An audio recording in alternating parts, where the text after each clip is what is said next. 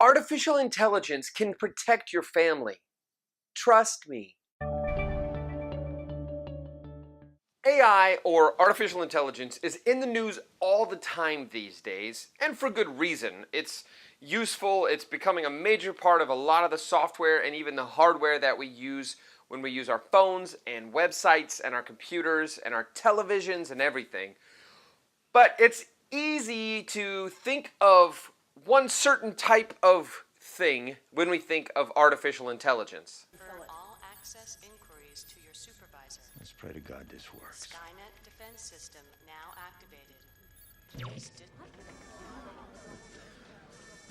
Yes, that. While the goal could be that eventually AI will just be running things for us, that's not at all how it works right now.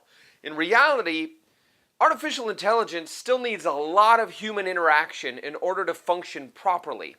They call it machine learning, and it's just feeding this software information until it has enough to do a job. I went to CES this past year and saw some robots, but the year before that, I remember seeing a maid robot. It took it almost 3 whole minutes to walk from the table to the Wii remote, bend down, pick it up, walk the other direction, and set it on a table. We are nowhere near Skynet. Ooh, I said it out loud. We're nowhere near Skynet. We're nowhere near the Jetsons. But artificial intelligence is still useful. And it's because artificial intelligence does a job that it would take too many humans to do. While artificial intelligence is not foolproof and definitely not to the point of taking over the world, it's still very useful and it can help families in some ways. One of which is with our filters. There was a day when if you wanted to protect your internet from adult content and things like that, you had to download a filter that used a list of websites or IP addresses that belonged to these adult sites. And it would scan this information against the site you're visiting. If you visited an inappropriate site, it would block it based on knowing the web address. It was obviously pretty easy for the creators of these websites to get around this form of filter because all they had to do was name their website something different once the filter creators have caught on to what they're doing. Since it takes a physical list of things that they have to compare against, it takes too many people to compile that list for it to be 100% foolproof. The only answer to that is something like machine learning or artificial intelligence. Because if you feed it enough pictures of adult content and compare it to enough pictures that are almost adult content and then more that are definitely not adult content, you can teach this algorithm how to identify that by scanning the page and not just looking at web addresses or IPs, but looking at actual content on web pages and knowing that's adult, that is not, that's adult, that is not, and therefore blocking it. Accountability software works very similarly, except instead of blocking stuff, it's going to just alert you that it's been viewed.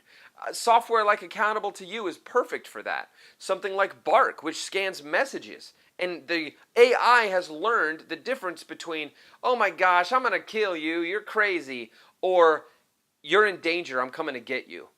It can tell the difference between those things in messages because it's not just reading the words, it's comparing it to what it's learned through machine learning and what patterns of inappropriate conversation or patterns of threatening conversation or patterns of cyberbullying or sexting look like. It compares it with that and uses that to make a determination on whether or not it needs to alert parents. So it'll send the parents a copy of that message and say, hey, this is something that your kid received on their Instagram, and parents can step in and do something about it. AI, machine learning, makes this possible. That's how it works. And it's just because all they've done is feed this algorithm the thing they're trying to block, something that's close to it but not exactly, and a whole bunch of stuff that's innocent, and taught it how to tell the difference by feeding it this information. Finally, safety and security is that way. You can use things like Bitdefender to connect to your Wi-Fi, and it can use artificial intelligence and machine learning to know the difference between somebody trying to maliciously hack into your network or you forgetting your password, a neighbor trying to get on your Wi-Fi after you've changed the password, or something malicious really trying to get in and mess with what you've got going on in your home network. So these are ways that artificial intelligence help us every day in our homes. And things, especially like the security and privacy, are going to become more and more important, because the more you get a speaker that has a microphone in it 24/7, the more you do voice chat and you want to chat with your friends on voice or on video chatting on a device, the more you shop online, the more you post on social media, the more and more you're going to have something to keep your data safe in your home and on your network. So AI makes that possible, because instead of a person physically having to create a list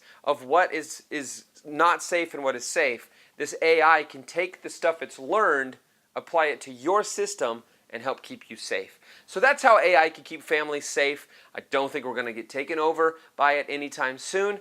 But anyway, thank you for watching. I'm Michael Prince with becausefamily.org, familytechblog.com. Hi, I'd like to thank you for watching our videos. I just wanted to let you know that Because Family is a nonprofit organization. All money donated to Because Family goes to help families be internet smart and safe. So if you'd like to donate, you can go to becausefamily.org/partnership and give to help us keep doing that. Thanks a lot.